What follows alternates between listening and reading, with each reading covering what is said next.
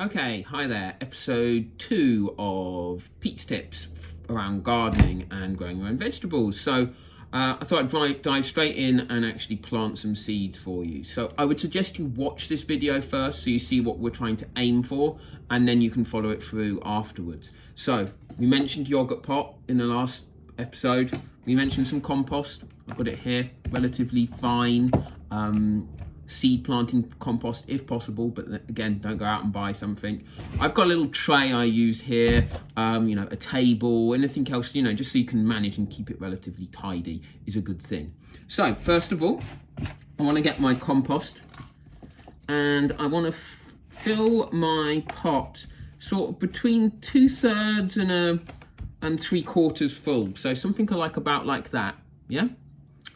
Next, I'm going to take my seeds. Now, I've already opened my seeds, so you see there's my seeds in here. And tomato seeds are quite small, so put a few onto your hand. You might pull out too many, but it doesn't matter. So you've got some on your hand there.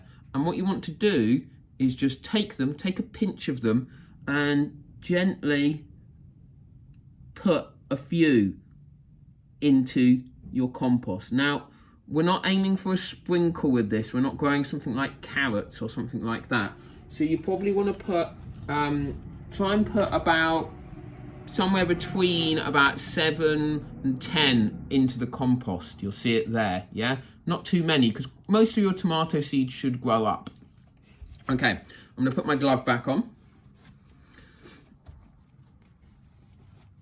And I'm gonna put a bit more compost on there. If you have any sort of big lumps, try and avoid using that. And so I want to fill it up sort of nearly to full. It doesn't matter too much, but nearly to full. Now, next, I'm going to put some water on this. I just had to go and nip and get my watering can. You can use a watering can, you can use another yogurt pot, anything just to put some water in. Tap water or rainwater is totally fine here. Now, I don't want to soak it, so just a little bit of water on here, yeah? Just to give a little bit to get the seeds going, okay? Now that's the water on here. Now this is the bit where we want to create like a greenhouse type effect. So I just use cling film. So I just take a bit of cling film. You could use an old, freezer bag, anything else to just create a greenhouse effect. So I'm just gonna cut a bit of cling film and I'm gonna put it over the top of my vegetable pot, yeah? A bit like this. And I'm gonna take my elastic band.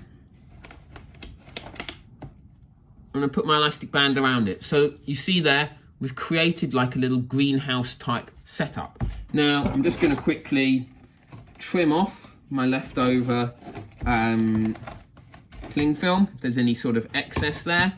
And I'm pretty much done. Now, the one other thing I like to do, because I grow quite a lot of different vegetables, is I take my pencil and on my pot, I just write what I've grown. You don't need to write something really large, but I'm just gonna put TOM, so I know it's tomatoes.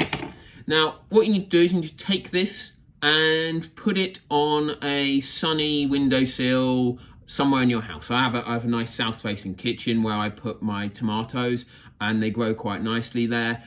You can use something like a tray if you want to, if you want to avoid any dirt or anything like that coming up as we take the top off, as those seeds hopefully grow up. And that's pretty much it. That will get you a setup of some tomato seeds growing. Probably take about a week to 2 weeks, and we'll start to see some shoots coming through, and I'll show you that in the next video. Thank you.